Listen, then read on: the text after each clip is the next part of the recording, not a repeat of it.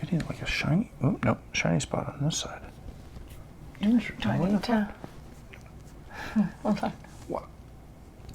Thank you. Didn't do it. Nope, not a bit. Made it worse. Cool. Just spread that around. I'm telling you, I need powder. 3, 2. Yeah, we gotta start the whole thing again.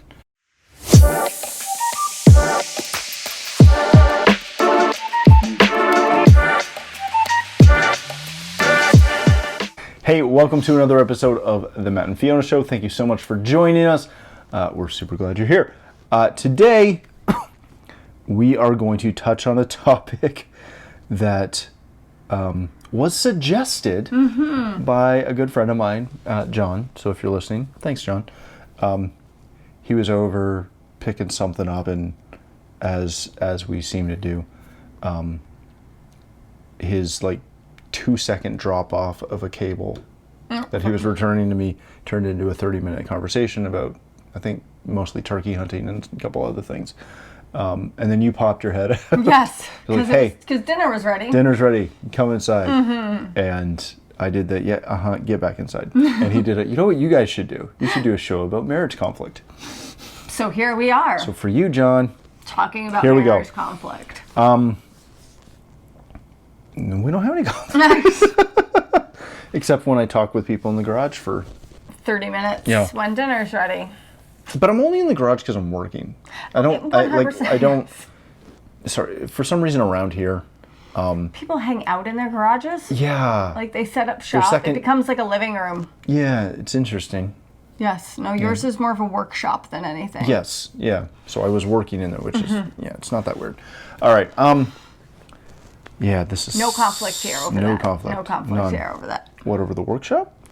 Yeah. I don't know. I would hope not. Oh, this is going to be awesome. All right, let's jump right into it. We really don't have a lot of conflict in our marriage. So it's not... No, but we also work hard... to not have conflict. Well, and that's kind of where I was going. And we've learned... Do you just want to take over? No, but I'm going to talk for a minute. Go. See, no conflict. No conflict. See, he just lets me talk. But no, we've also learned if there is conflict or if there are disagreements, whatever, how to work together, handle it. And we've mentioned this before, we kind of had this 2-8 street thing relationship. Doesn't sound right, but nope, not a bit. Work with me. Where we listen to each other, we care about each other, and our relationship, the way it works is we usually alleviate conflict, or we alleviate anything before we ever get to conflict. Well, we try to. Yeah. You know, it's something where, as you said, we work hard on it. And you shouldn't just work hard on conflict in your marriage. You should just work on your marriage. Yeah. But... which will lead to less conflict. Very much so. It is one of those things where we spend an exorbitant amount of time trying to talk to each other. And I say trying because we also have 3 small kids. They like to interrupt us. Multiple businesses, our local church. Literally all of these crazy things that we do. Parents. That means that as much as this is the time that we sit down and have most of our conversations anymore. But you have to try. You have to put a lot of effort in to try and continually talk it out, talk things out, talk out how you're feeling, understand that, there are times that I don't want to talk or you don't want to talk, or I'm knee deep in something else and I don't necessarily have time to talk. But again, if you've been married for more than a minute, you should be able to pick up when your spouse actually needs to talk. What, where, why, or when they don't have the patience to talk. And be able to sit back and go, okay, I'm going to drop everything else I'm doing for a second and help you deal with this. Even if it's 3 o'clock in the morning. Very rare. I was going to say we don't do that anymore. I never did that much, but yeah. And you know what's funny? I read something the other day, and again, it's not directly about conflict. It's more about family, but I'd argue it's the same. We are so good at, if you're out, like watching your kids play soccer, right? And you get a call from a client of yours or an account or somebody who has a quick question, a business question or whatever. Most people will do pause on the family thing for a second. I got to take this one phone call for a second. And then on the reverse, when you're in the office for those 8 to 10 hours to 12 hours to whatever you do, when you do get that call from your spouse or from your kids, you send that one a voicemail. Right? And I think one of the things that, again, not to toot our horn necessarily, but there are a handful of meetings that I will be in that I will not take a call from you on. Right. And normally I'm aware of those meetings, so I don't even bother you. Or at the bare minimum, we'll shoot you a quick text and just be like, hey, I'm tied up. What's up? And that way, if it's an emergency or if something's up that we got to deal with, we can talk. And, every time I look at, every time we prep for one of these shows where we're talking about marriage, right?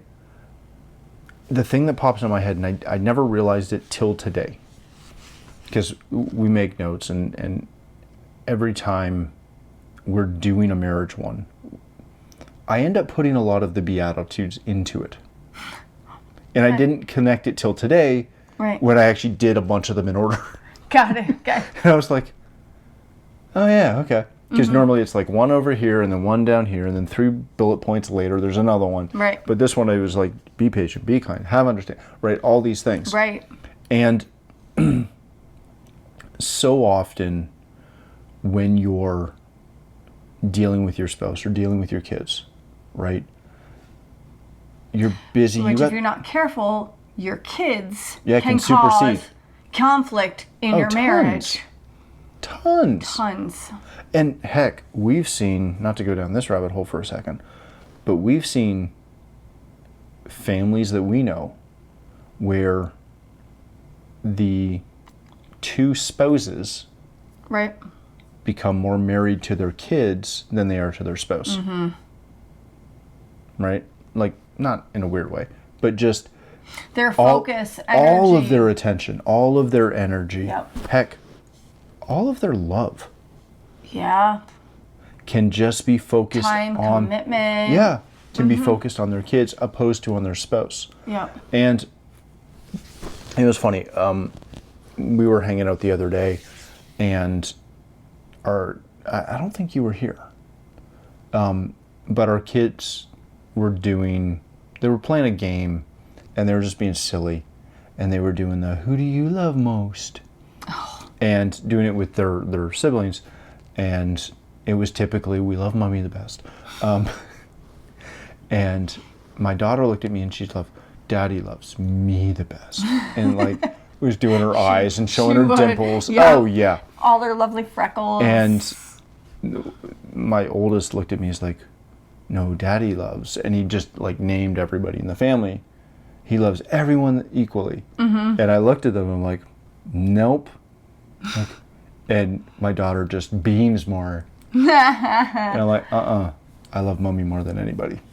And that's you. I know. And it was one of those, again, it's a simple thing, but it's stinking true. And so often, like, there are so many things in a marriage or in a relationship that people will fight over. Yeah. I'm okay, for lack of a better term, if you're fighting over things of substance that are to a degree beyond your control, right? The number one thing that married people fight about is money. Right. Right?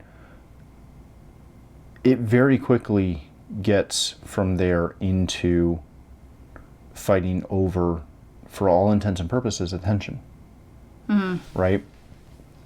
And there are so many other things in life these days that come up if you're not paying enough attention to one another in all the areas that we could get into, but if you're not paying attention to them, that right there is going to cause conflict.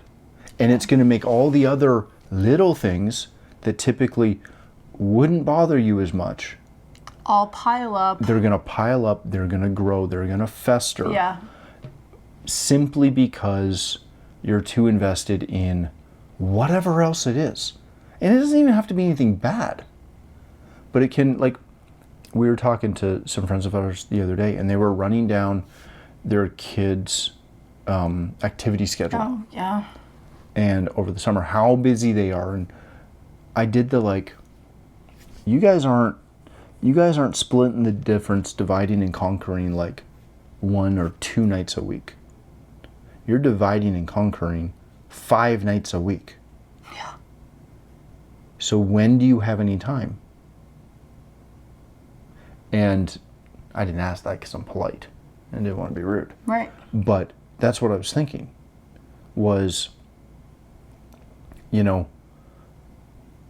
if you are so busy that that you're not spending any time together, other than maybe if you're lucky an hour before you go to bed, right, then it's really hard to maintain a relationship at that level. Yeah. It's not a lot of time, right? Yep. Considering, let's be real blunt. Even us, if we get 3 hours a night together to ourselves without interruption, one, it's a rarity. I was going to say that's most nights, rare. right? Between putting kids to bed and going to bed.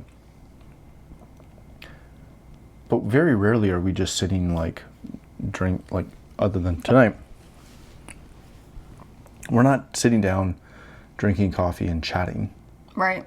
We're doing laundry, doing dishes, working on podcast notes now. Working on business stuff. Yep. Working on church stuff. Yeah, just dealing with life.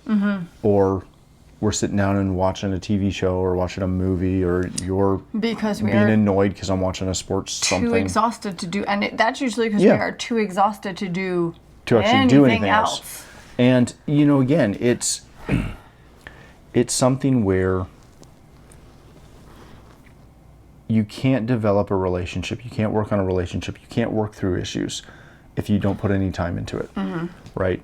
And then once you've figured out, am I boring you? No, I'm looking You're looking at something up. I know, it's my friend to say that. Because we were talking about conflict, right? If you can get to the point where, because we all have conflict, we get it.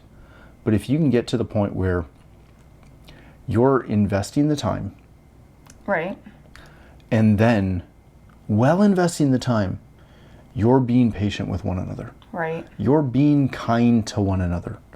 You're being understanding.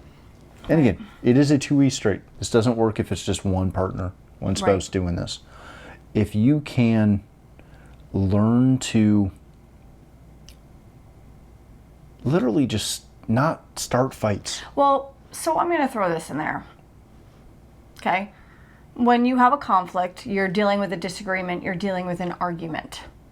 Yes. And again, oftentimes, especially if you don't have a lot of time, if you're busy with kids and you're busy with work and you're busy with life, if you have an issue or an argument or a conflict, sometimes what happens is you are so busy in life in general that before you even actually have an opportunity to sit down with your spouse, your mind is gonna start running, and then it starts galloping. So all of a sudden you have this thing that really is just maybe a minute. I mean, I understand there are larger issues at times, but sometimes it can be this little minute thing. But you don't take the time to talk it through, and you don't take control of your mind, and all of a sudden it just stews, and you're busy, and he's busy, and life is busy, and the kids get in the way, then something else comes up and just piles on top of it because you haven't dealt with that little thing. And all of a sudden you are stuck with your mind has created A mountain out of a molehill. Literally a mountain out of a molehill. And you move from the point of talking through to basically wanting to rip the other one's head off if you're not careful. Yeah. And oftentimes, if you have the opportunity to deal with it earlier on, not letting it fester, not letting it stew, not allowing your mind to Run. literally go crazy over it, then you have a much better opportunity to diffuse a situation Yeah. than to build it. And,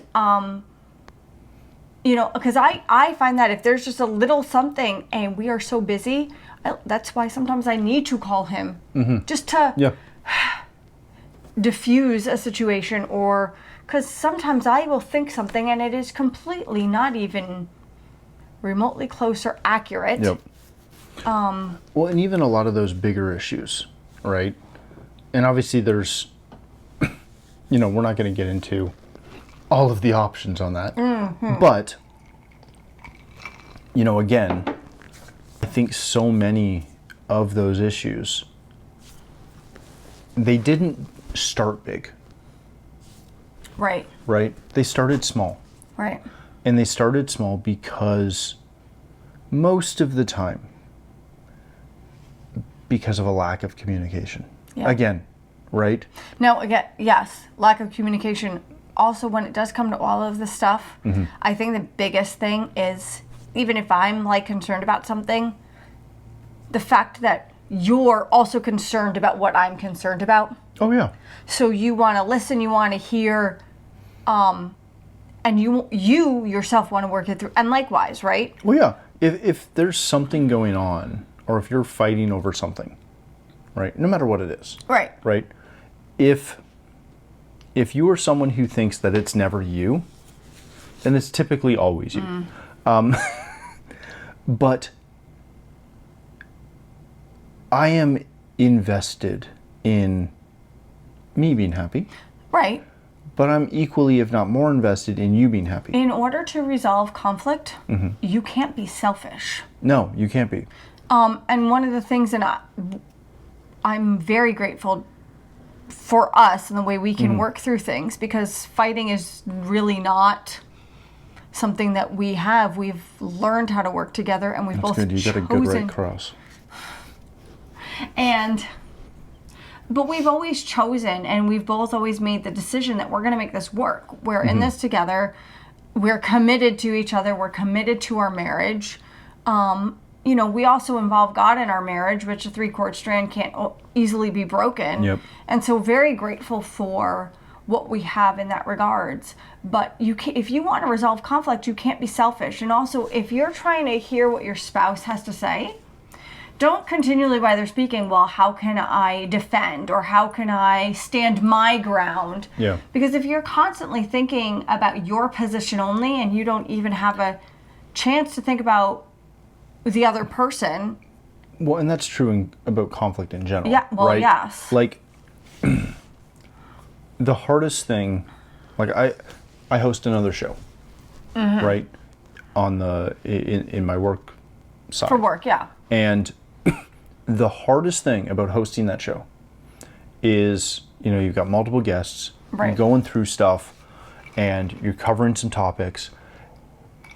It is such a challenge to listen to what guest A is saying, being able to comprehend what they're saying, Right. while at the same time taking something from that and working that into a question for the next guest, Right. while still listening.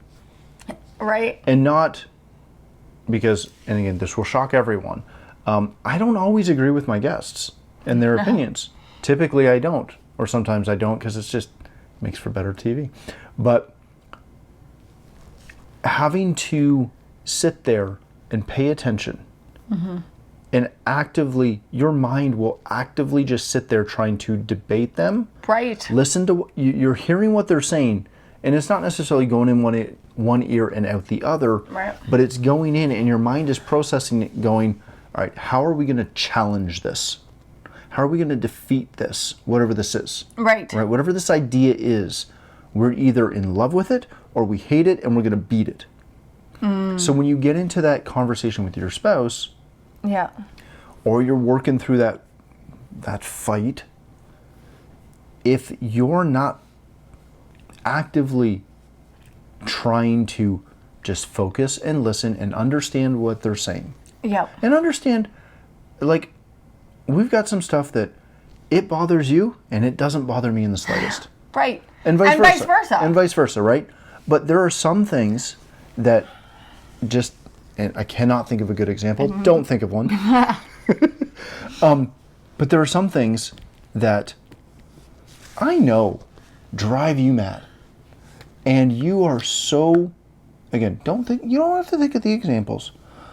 There are so many things, sorry, there are so many feelings you have about that thing. It's such a strong thing for you. And again, typically it's not a big deal. It's something minute. Yeah. But you're very passionate about it. And I am not. Still could always make a mountain out of a molehill. Right. Even in these little situations. But if all I do is listen or be active in the conversation, but just trying to debate you, Right. or Break my ideas down. Yeah. Not show care. yeah, it's so much of this is really just, it comes back to just being kind and being patient, right? Yeah. And if there's something that I do that you hate, that I'm not married to as an ideal, Right. right? If it's something that's going to cause you to get super frustrated with. So here's a great example. Oh, you thought of one. I did. Okay. That doesn't reflect incredibly poorly. Naturally. Yes. That's what I was doing the whole... No. I am notorious for putting, like, my cereal bowl in the sink or just on the counter. Yes, you are. And it drives you mad. It's easy to put in the dishwasher. You're there. We know this. You didn't have to... I'm showing the Stop point. it. Leave the people alone. Continue. Kind of gotten used to it by now. I expect it. Okay, sorry. I'm done. Anytime. Continue. You good? Yep. Sure.